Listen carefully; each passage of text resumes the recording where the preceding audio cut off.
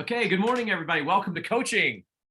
Hey, I wore I guess my most sunny-ish shirt that said, the heat is here, the sunshine is here. Welcome to pre-summer. We all know it could snow at any minute, but we'll take it, right? We'll take it. My allergies are not agreeing, but that's all right. Gotta love this time of year. My favorite time of year. I got a lot to talk about, you guys. Lots to talk about. So, sorry I missed you last week. We had a great time in Kanab, Utah. Fabulous folks there that will be joining Berkshire Hathaway. So, more introductions will follow in future sales meetings. And let's see. I think.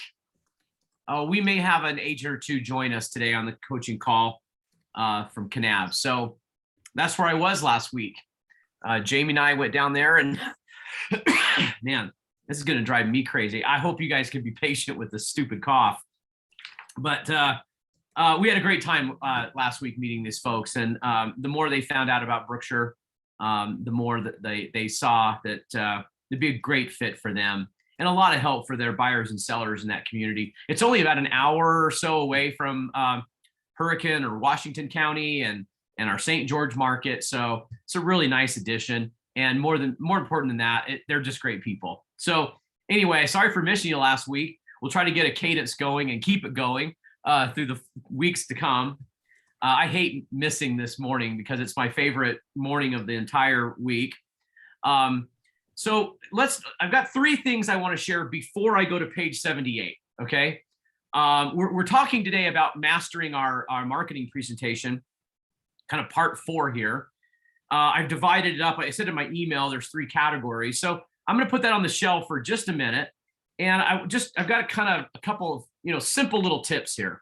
Number one is, I'm going to kind of resurrect the Will Cooper coaching page on Facebook and start doing some, there's already content there. There's probably like 40 different posts that you could go through that are simple little messages. I would encourage you all to follow it because I'm gonna start putting some like daily tips as best I can, or weekly tips, bi-weekly tips. I don't want to paint myself in too much of a corner on that, but the point is that I'm going to be sharing some things that are fresh of mind immediately and get some tips out to you. So that's Will Cooper's coaching or Will Cooper coaching on Facebook. So follow it if you're not already doing that. Okay. And here's one of those tips. So I want you to, out of my run this morning, I was contemplating 2 different words. So write these down. This will be what you write down. Okay. Patience is one word. And the other one is persistence. So what do you think patience is? What is patience to you? What does that mean to you? Define it without looking it up in the dictionary or Webster or whatever. Did I say dictionary? That ages me, doesn't it? Like none of my kids, what? You just Google it, Dad. Okay, well, without Googling it, what do you think patience is? Just go ahead and talk to me. There's a small group here. So anybody want to tell me what they think patience is? I think it's waiting for others and like being aware of other people's timelines. Okay, so maybe there's some awareness, there's some waiting. Okay. What else? Don't losing your cool. Yeah, don't lose your cool. Okay. A certain aspect of being able to have acceptance for what's going on, even though that you may not agree with it. Okay. Some degree of acceptance. Okay. I like that. Jill's saying remain calm. Jeanette saying waiting for desired outcome longer than desired. Right. We're very, go ahead. Maybe learning to be flexible. Flexible. Okay. Mhm. Okay. Remaining diligent. Interesting. So I've been under the weather the last 4 or 5 days. Cramps my style, you know. Energizer Bunny does not like, you know, being ill because I can't do the things I enjoy doing. I know that's like sounds obvious to everybody, but it's you know, it's hard for me to sit around and rest. Really hard for me to do that. All right. Anyway, so I woke up this morning, and last night I'm like, okay, I'm gonna get back in exercising. We're gonna pick up where we left off, and I'm excited about all that. And then what happens to sometimes when we go, I'm gonna go do something. What happens? Well, we get all the thoughts in our head, like, you know, maybe I should rest one more day. You know, like, well, maybe not today. You know, maybe I should wait. So anyway, I powered through it. I kind of arguing with myself, put the shoes on, put the shirt on, put the watch on, and off we went. And as I'm running, I had this idea about how important persistence is along with patience. Okay. So I was thinking about how patience weighs in on persistence. And here's kind of what I came up with, and I appreciate all your insights. None of them are wrong. This just was on my mind this morning. Patience is not waiting for something good to happen. Patience is continuing to work, knowing the results will eventually happen. Okay? So patience is not waiting for something good to happen. Patience is continuing to work, knowing the results will eventually happen. That's patience. Okay, so then I was thinking about, well, what about persistence? Why is persistence, by the way, I often say patience and persistence, that they go kind of hand in hand. So I thought, well, what is persistence to me? This is what I thought of. It's patience with an emphasis on work. Because persistence is implying that something is happening continually over time. If we timelined it, we'd put a mark every time something was done. The definition of persistence is just reoccurring over time. So what is persistence? It's patience with an emphasis on work. So it's effort over time. So as you're going about building a business, and there's various aspects of this, remember how important it is to be disciplined in the efforts on a daily basis.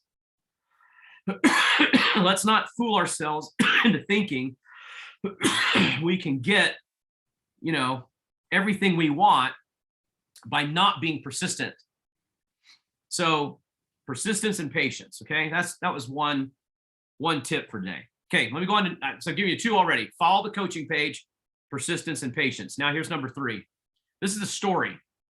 So I go up to, this is back when I was a real estate broker, and and there weren't remote deposits like we have now. You actually took checks to the bank. You had to take all checks to the bank, and you didn't really wire anything. So I've got kind of a bundle of transactions here. I've got deposits with the brokerage. I remember making a payment like on a Visa personally. And then while I was at it, I was gonna get some cash back for myself. And I had it all kind of written out. And there we go. Okay, so I'm standing in line, and the teller comes up and she goes, "How can I help you?" And I said, "Well, here are these checks for the business deposits. I would like to make a personal deposit on a Visa payment here, and that's this check. And then I would like some cash back at the difference in what I'm paying on the credit card and what I'm giving you." And she said, "Okay, all right." So as she's doing all this, and I'm standing there kind of waiting for her to process, she starts counting out my cash. Now, it's important for you guys to know that I didn't write down how much cash. It just said the difference between the payments and my check.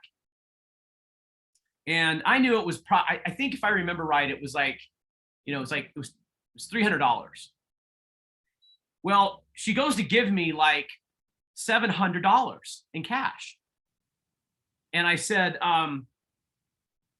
well, so I think it should be 300. And she goes, and she kind of looked around, and said, no, it's 700. And she, and she's like, oh, wait, hold on.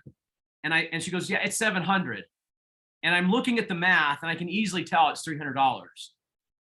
And she goes to give me this $700. And in that moment, what would you guys do in that moment? What would be going on in your head? Like, should I just take the $700? I mean, it's a bank. I mean, she's trying to give me too much money. I mean, what would you do? I've already corrected her twice. Should I correct her again? And I was very patient with it. I was like, no, I think it should be 300. She said, no. And she looks around like she's embarrassed because her coworkers are overhearing this conversation. So I kind of look up as if like I'm looking up to heaven, and I kind of roll my eyes going, are you kidding me? Like, is this some kind of test of integrity? Am I going to take this cash? And I could be in my head justifying going, well, it's a bank. I mean, who's it going to hurt? They're going to just give me too much money. Well, tragedy, they charge me all the time. And all this is going on in my head a little bit. So I don't know. You guys can think whatever you want about what you would do and all this stuff. So I said, one more time, I said, I think I looked at her name tag and, said, hey, whatever her name was, let's call her, who's not on the, let's say Stephanie. I said, Stephanie, that's too much money, and she again said, no, it's not. I said, well, look, will you just do me a favor? And would you balance it out one more time? And I think you're going to find out that you gave me too much cash. And, actually, I just remember I got kind of the story a little bit wrong. I think she gave me too much cash, and I went out to the car and figured out it was too much and came back and said, you gave me too much cash. And she goes, no, I didn't. And I said, please check and balance it. And she says, oh, I'm off by $400.03. I said, well, I don't know where the 3 cents is, but I got your 400 right here. Right. And, so, we fixed it and all of that. And I'm kind of laughing at life for putting this temptation to take money that was not mine. Kind of laughing like, really? If you're going to tempt me to take money that's not mine, you're going to tempt me with $400? As if my integrity is worth $400? I was just kind of laughing at all of this. So here's just some, something to think about. Here's a quote. People are like tea bags. You find out what they're made of when you put them in hot water. I think Barbara Bush is the one who kind of made that quote famous. I think she said it a few times. So I'll say it again. People are like tea bags. You find out what they're made of when you put them in hot water. So what is hot water in real estate? What's hot water? Could hot water be testing our honesty at a moment where I mean, that's not really a real estate deal. That's the bank transaction. But could it be, could real estate test us? Absolutely, it could test us. Could we be put in hot water? What is hot water in real estate?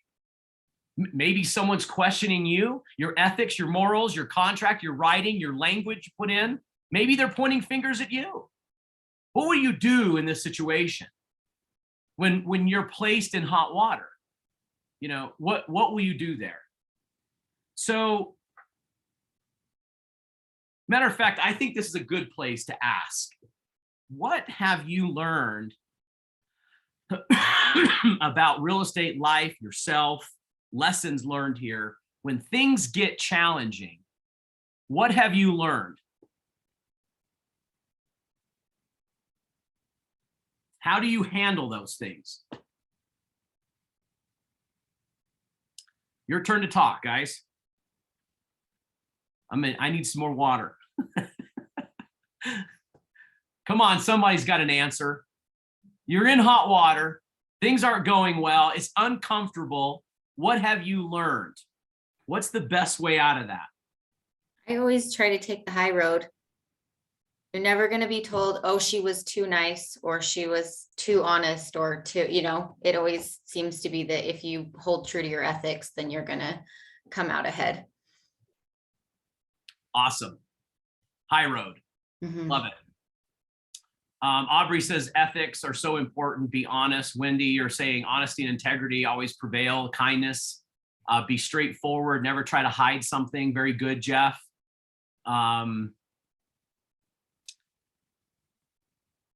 So I guarantee you in the next, God, if I'm making a guarantee, what should the day be? 7 days.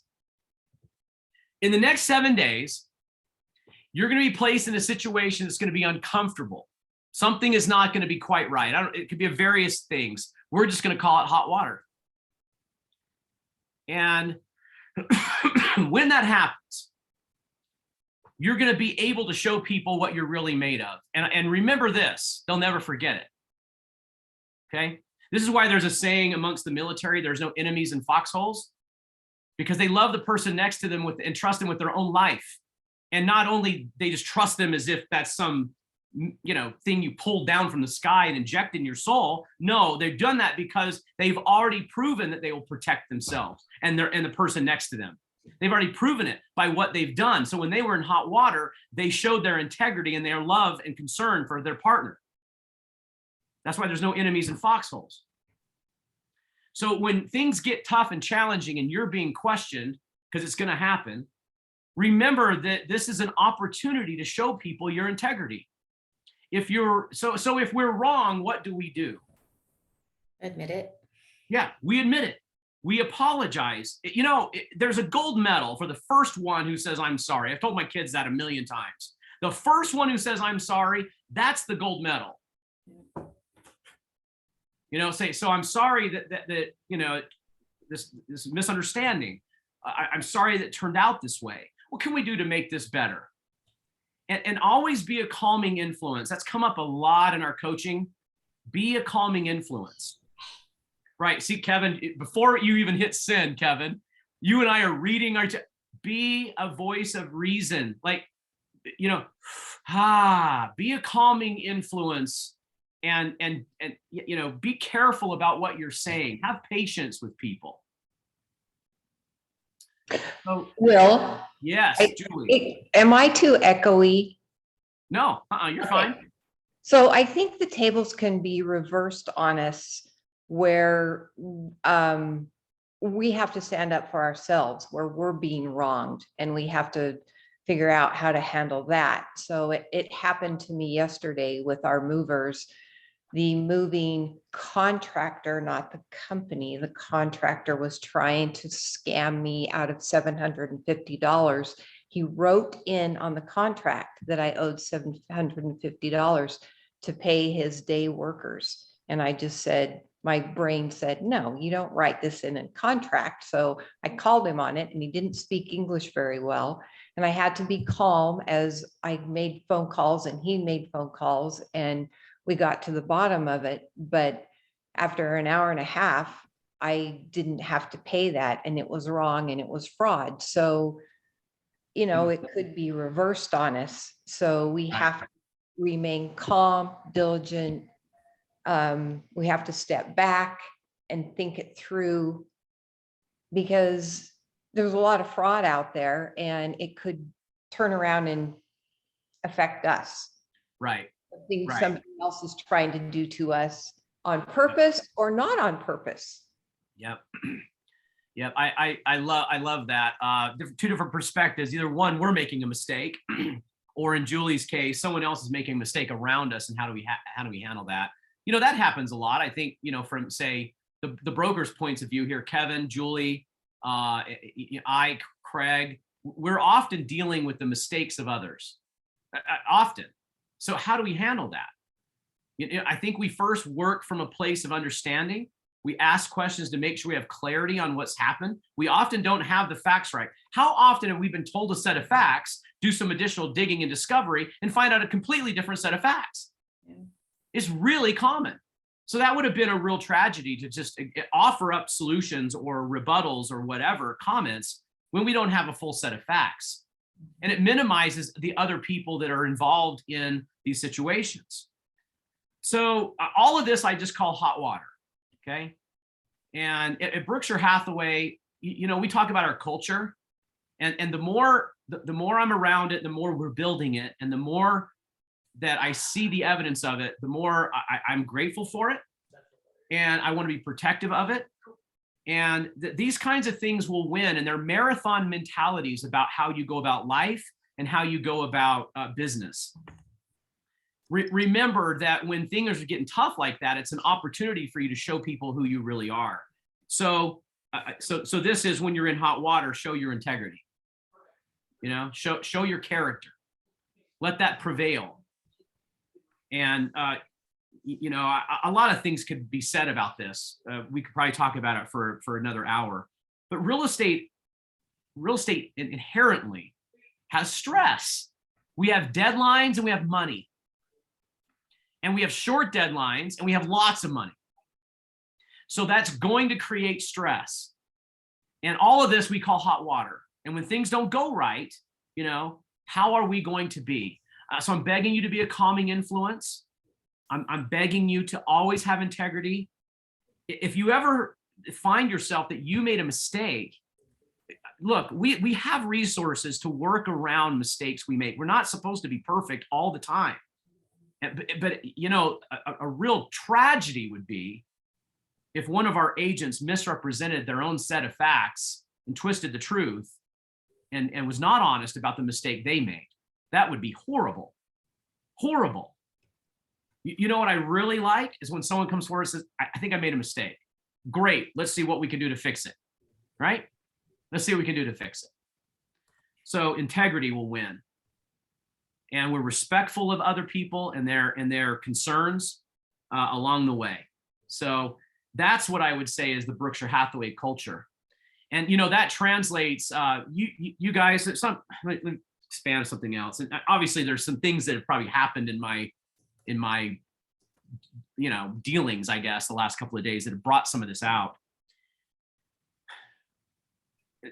When we approach real estate, it's us, you guys. Us. Okay. Don't ever let someone ever tell you that your broker is the enemy. Okay. That's just, it's very self-destructive. To take an ally that's truly an ally and mislabel them as an enemy cuts off all the help that you could get from your ally. Right? And we are in this together. It is us. It is team. We are a unit. We together go to service our buyers and sellers. And we play various roles. Of course, that's what makes our team so great.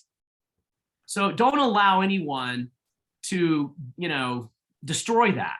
The enemy is the concept that we are not on your side.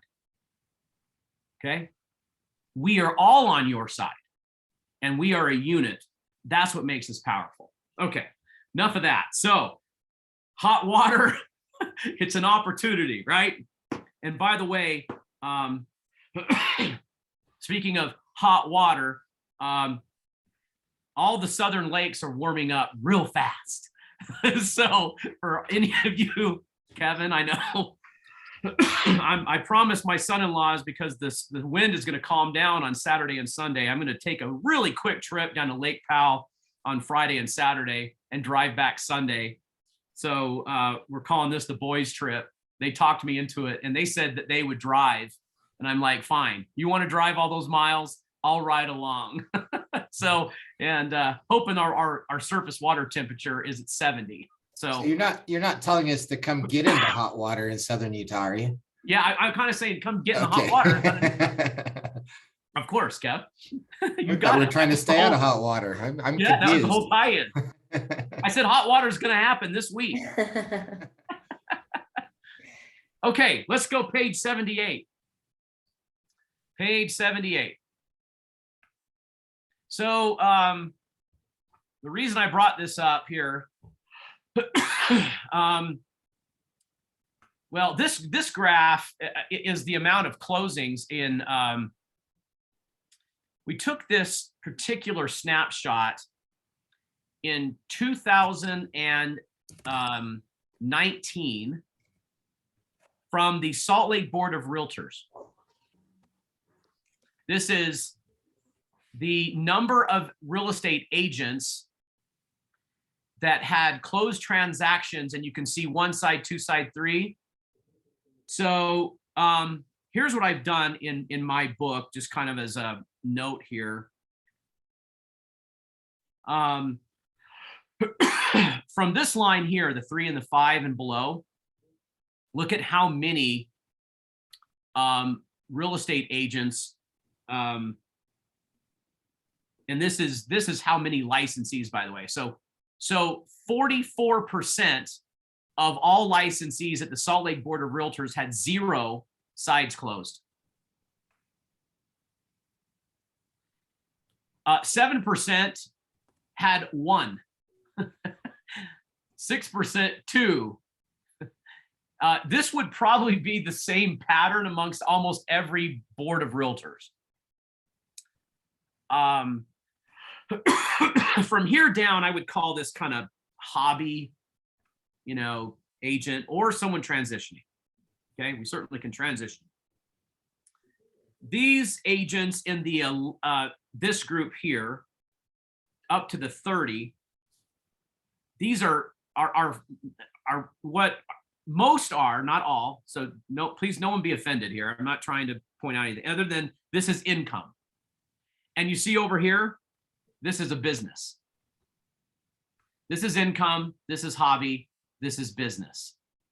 So as we're trying to grow into having a business, it does take a lot of resources to transition from all of these phases. Another message here is don't follow the crowd. I mean, because look, 57% of the real estate agents in the respective boards do 2 transactions. So don't follow the crowd. Okay. Okay, let's, is everybody on 78, or most of you on page 78? I will fill in the blanks here. Chris Stewart talked about an ecosystem of deliverables that represent every value proposition that we have from us to a seller. What you might want to think about is dividing that into 3 categories. There are personal things that you do as an agent. There are deliverables that come from Berkshire Hathaway, and there's others that come from our affiliates. Our mortgage, our title, inspectors, appraisers, and anyone that's an affiliate. And this becomes your entire ecosystem of deliverables. So you might want to write that, ecosystem of deliverables. This is also something you could say this is your team. And it's important to have the team around you. You need a good mortgage officer, you need a good title person you can trust. There are personal things that you bring to the table that are unique to you. You need to be able to identify what those are. And this is very, very powerful when you understand that. So 3 different ways to look at your business of deliverables. Okay, so let's go over here and fill these in. Collectively, these are what solve our clients what goes here. Collectively, these deliverables are what solves your clients what? Problems. And I say it a million times over. It's problem solution value. Problem solution value. So problems are solved. Okay. What they see value in, and what they ultimately is delivered to them. Okay. So it's problems, value, and delivery, or delivered. So the reason they are willing to pay the commission, all right, is for the things that they ultimately are problems that are solved. So they're paying a commission to solve problems. Okay. And so your job is to make sure that you get the most out of each one of these viewpoints or departments of deliverables, and that you're communicating that well. Okay. I think that that's a really good way to look at how you're speaking about what you do and what you bring to the table. I'm gonna, since it's fresh on my mind, you know, I do try to practice what I preach. We went down to Kanab and we're meeting all the group for the very first time all together. We had talked to the owner and you guys will meet all these folks. They're fantastic people. And I'm just going to tell you how did I start off this conversation? And you might think it's a little unorthodox, but I started off with the problems. And you have to be careful not to get negative. You know, that's the warning. Don't be a negative person. But I'd be starting to talk about problems that are out in our industry. And they're big problems. And you've heard the saying, living in our pools, we soon forget about the sea. Living in our pools, we soon forget about the sea. Okay. So we can all feel small against forces that are outside of Utah, outside of our country. We can all feel small at times. And we can all feel like we're in a pool and, oh my goodness, what are we gonna do with these forces? Well, a lot of the remedy and medication to these problems is Berkshire Hathaway, Utah Properties, us. Look at our team. Look at our brain trust. Look at how many different, captain's wheels we have that are manned by all these experts. And that could be a great resource to solve problems that are bigger than, say, the single cellular real estate independent contractor in their business. So yeah, I practiced what I preach. We started off with, well, what are the problems that are out there, guys? What are you seeing? And just to give you one example, I talked about the Department of Justice's attempt to settle with NAR, class action lawsuits, the attack on BAC, and that's a big problem. So we've got 3 different things that now clear cooperation is one little kind of like chip off of this attempted settlement that didn't put the Department of Justice, to sleep, I guess, or wish them good well. They're still there. And it means that they're still looking. But there's problems out there that we can solve if we're all unified together against these forces that are bigger than us. So we talked about that. Now that got everyone's attention. I mean, what would we do if all of a sudden, buyers were writing checks at closing for commissions, and it'd be very harmful. We know that. But if we don't stand up for some of these forces and teach lawmakers the benefit of the model that we have and the benefit of a buyer's agent, things are going to change, right? So who's going to do that? And who's going to teach our clients the benefit of a buyer's agent and the value of a buyer's agent? So that's a problem. So problem, solution, value. Okay, I'm going to turn the page. Any comments on that?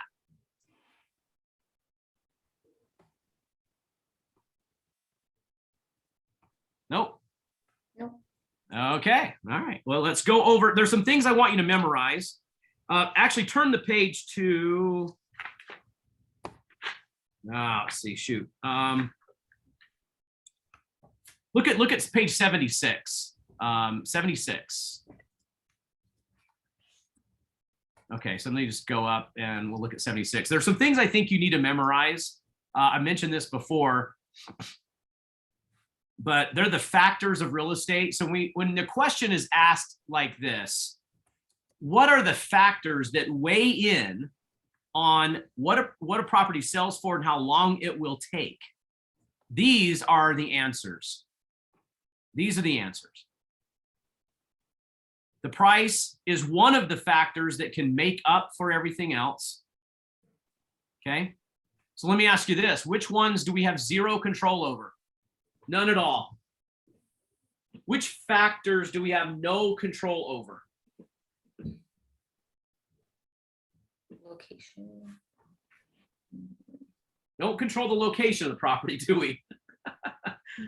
We're likely not to pick up the amenity and move it. And if we did, it'd become a mobile home. And you don't need a real estate license to sell a mobile home. So, I mean, we don't really have control over the market. that's right. So we don't have control of the market at all.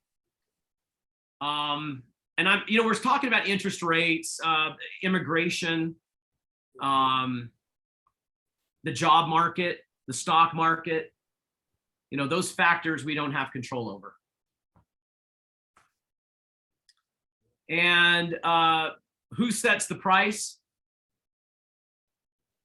Typically the seller. Yeah. Yeah, we're, and I liked Alan Dalton's spin on this. The part of the benefit of what we're able to do is to demonstrate value within inside of a property through the way we market. Okay. So I'm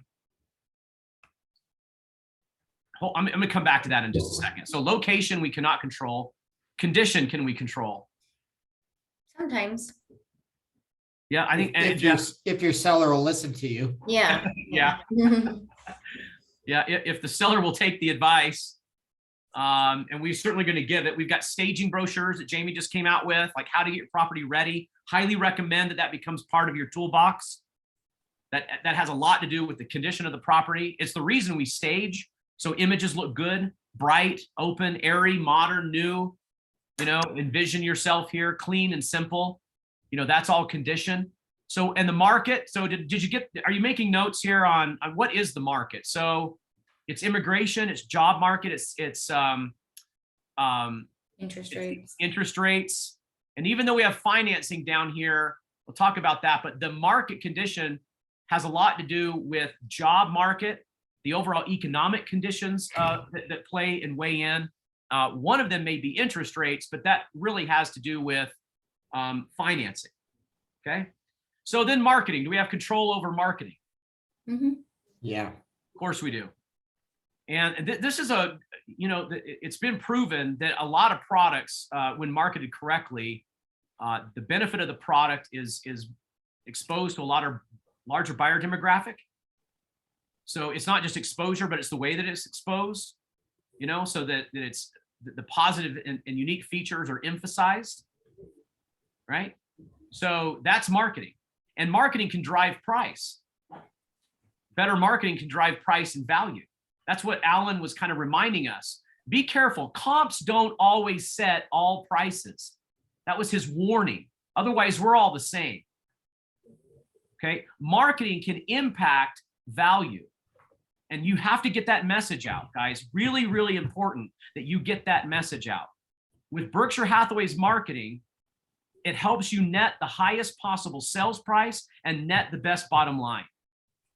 And how does it do that? Well, broader exposure and the best exposure, meaning that the positive features of the property are emphasized to a larger buyer group. Yeah, Okay. Will, I've heard it said that marketing Yeah. will never sell a property, but it will increase the demand for the property if it's done correctly. So then the demand takes care of some of the other issues there. So all the lipstick in the world on a pig will not change the fact that the property's still, a pig. So you got to make sure that, you understand marketing can only fix so much. That's right. So what we do is we go find people who love bacon. There you go. So see, both of these principles are very, very true. I mean, we're not going to have, fantastic video and it's going to solve the problem that the entire house is 20 years dated, right? So what we go looking for is someone who needs the project of upgrading and updating, who enjoys doing that and has a vision for it. So, and I'm kind of joking, but we find people who want a pig, and I don't know about you, I love bacon. So does Jim Gaffigan. Remember Bobbida Bacon? Anyone heard Bobbida Bacon? No? Okay. All right. Well, so being a duck hunter for many, many years, we had all these recipes for duck. Okay. So you take the duck breast, you cut up in little pieces, you marinate it for 7 days in a special sauce, and then you take it out and and then you wrap it in bacon, and then you throw it in the fryer and you deep fry it, and then you take out the chunk of meat and you throw away the duck and eat the bacon.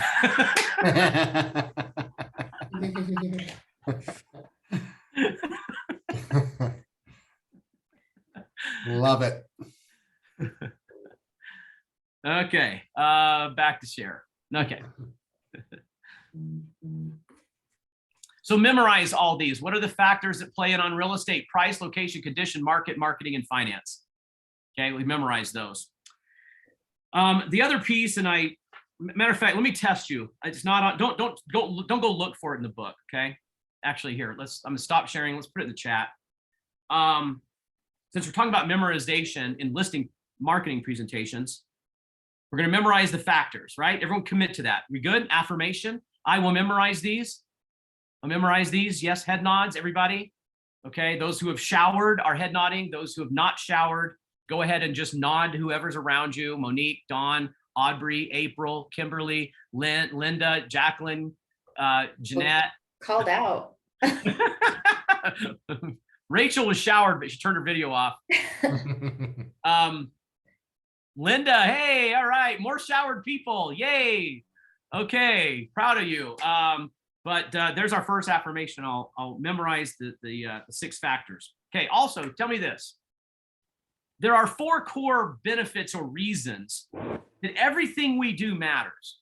In other words, you do great photography and syndication and publications and prints and MLS and all the things that go into describing and mastering the property for what? These 4 benefits.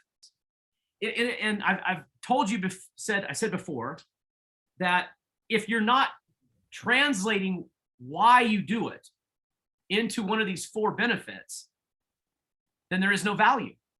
So the value is in the benefit, right? People are buying the benefit. The benefit is to solve the problem. That's the benefit. So what are the 4 benefits? What are the 4 core benefits?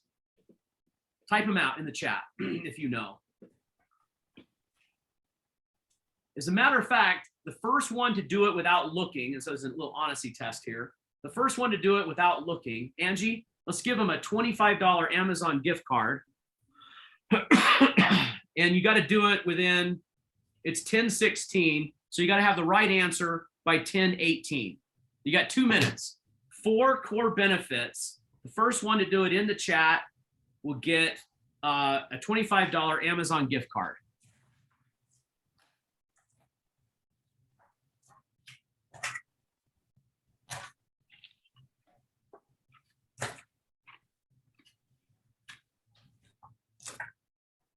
No one playing. Oh, come on.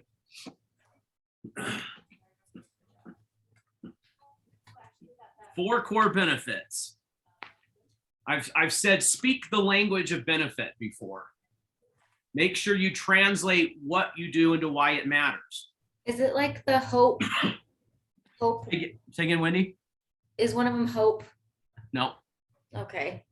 Benefits of everything you do as a listing agent.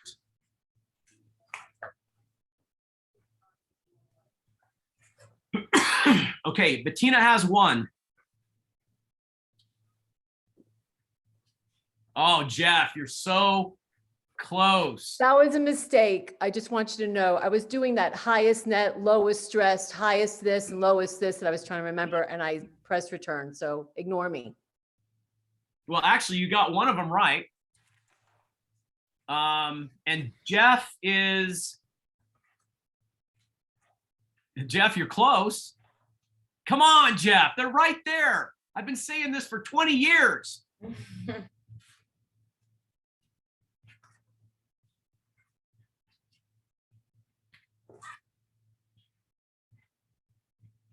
Jill, one more. Jill needs one more. And Jill, you can't win because you're a manager. See, that's how that works. Oh, you guys are getting close. You're getting warm. No one's got all 4. Are all 4 up on there? So all 4 are in the chat. They're just not one person has all the.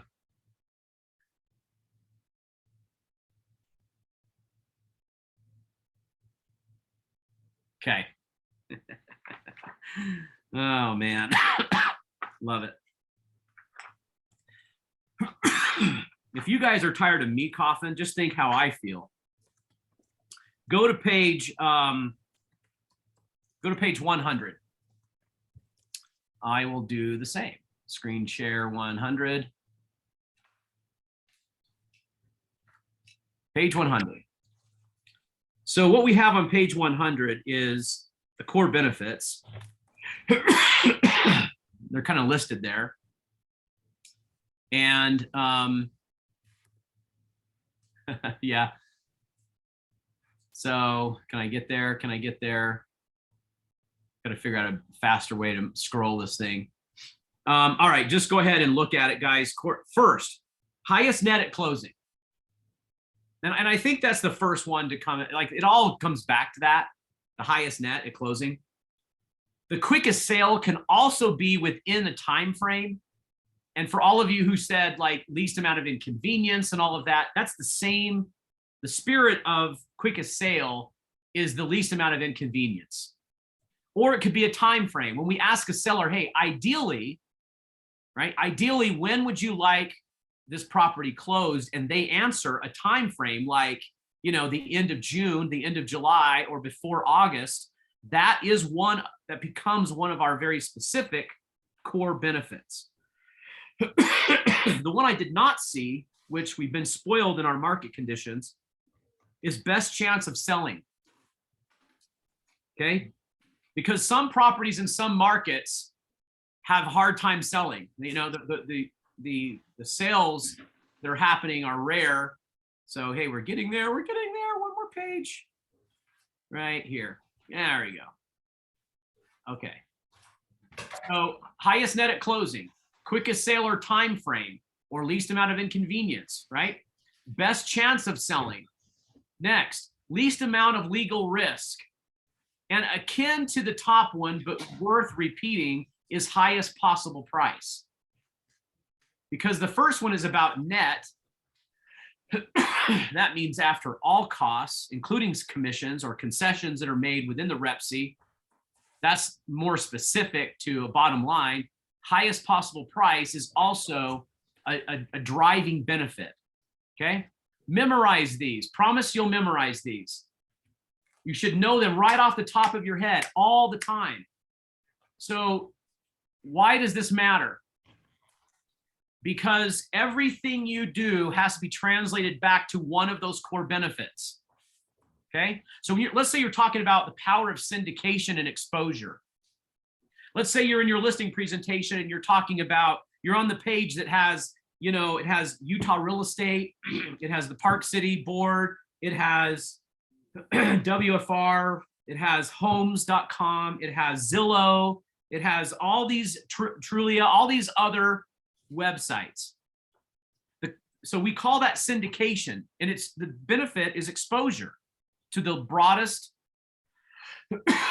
buyer pool, right? So when that happens, what's the benefit?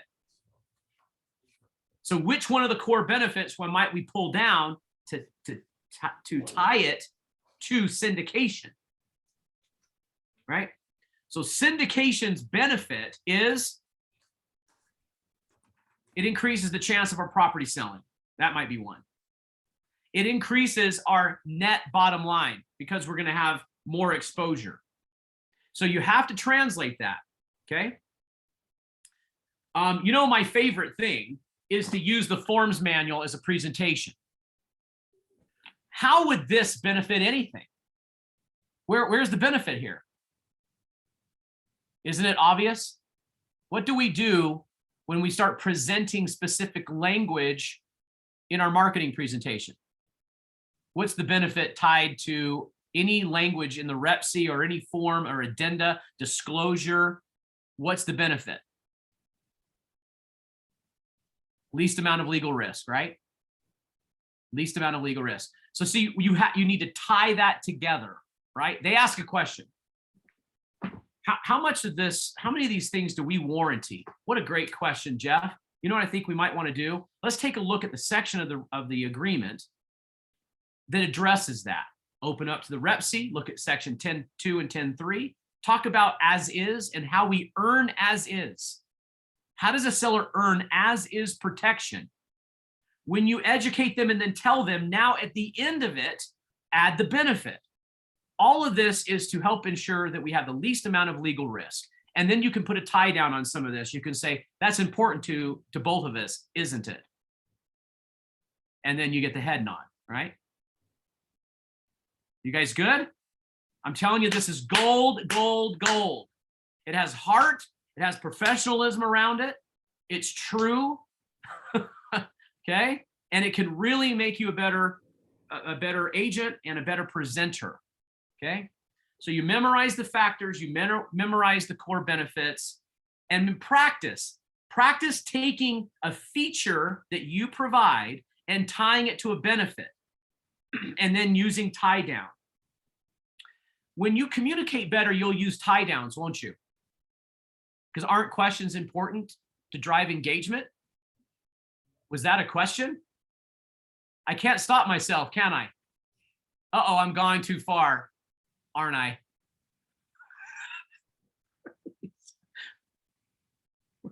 Where's my laugh track? I have a comment, Will. Okay, sorry, I was gonna hit the laugh track because, you know, Zoom's a tough crowd. Go ahead, Sandy. I want to hear. Someone, Would you say, I feel like sometimes when we're talking to our clients, we forget to back up what we're saying, if that makes sense. So Yep. I feel like a lot of the times I've even caught myself saying, you know, my job is to protect you as my client and your best interest. But I guess a good follow-up is by, you know, showing those contracts like you were saying, and this is how I do it. It's by giving you guys the least amount of legal risk. Is that Correct. how you would back that up?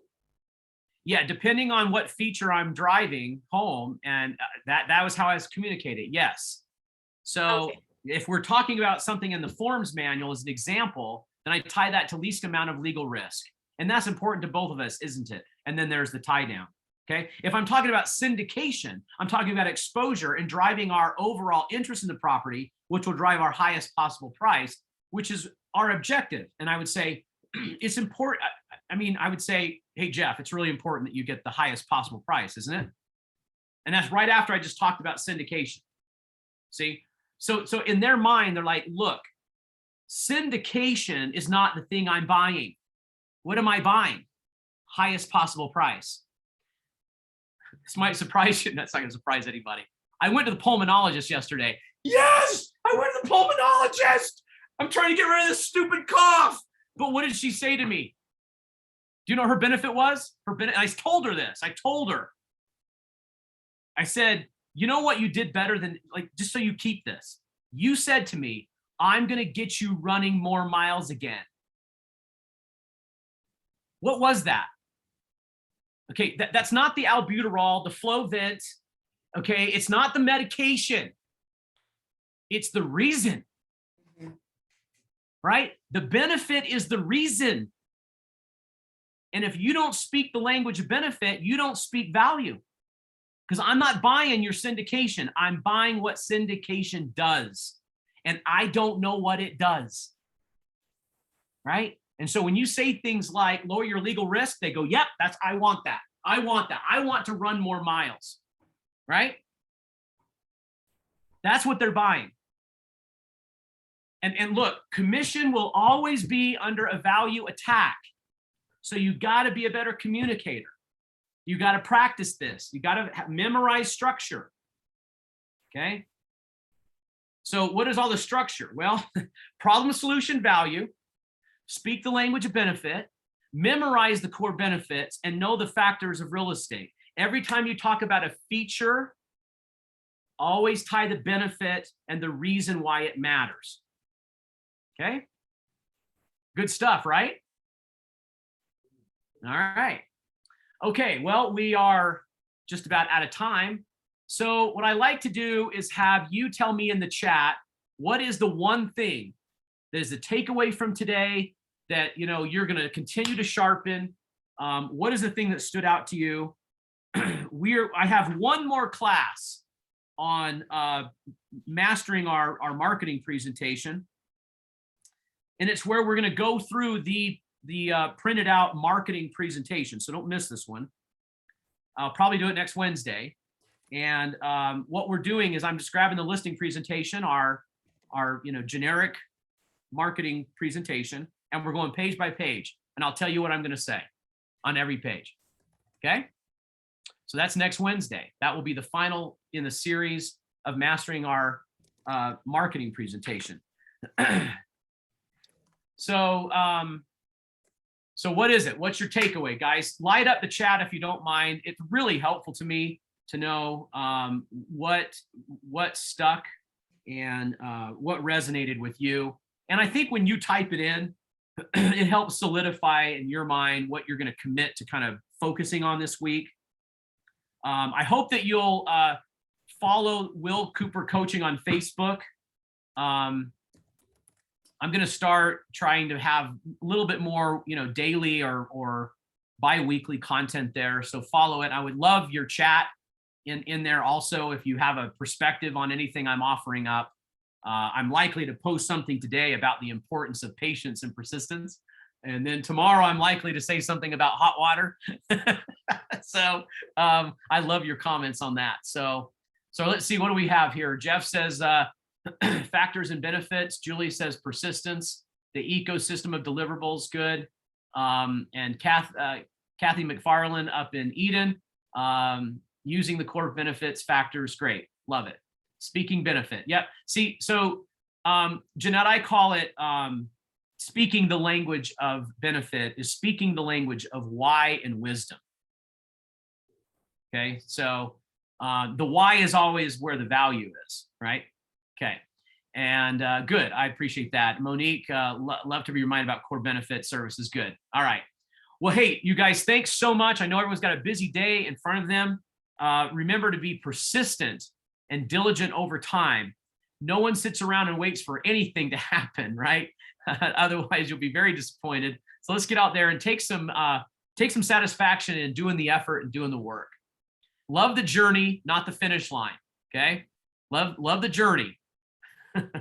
All right, I appreciate you guys. We love you all on behalf of Kevin Larson and Craig and Jill that joined me today. We love you, and we're happy to take your calls at any time of day or night. And it's rewarding for us to do so. It's our biggest payday is to help you and watch you succeed. So go out there and find someone to help. Okay. All right. See you Thanks, next Will. time.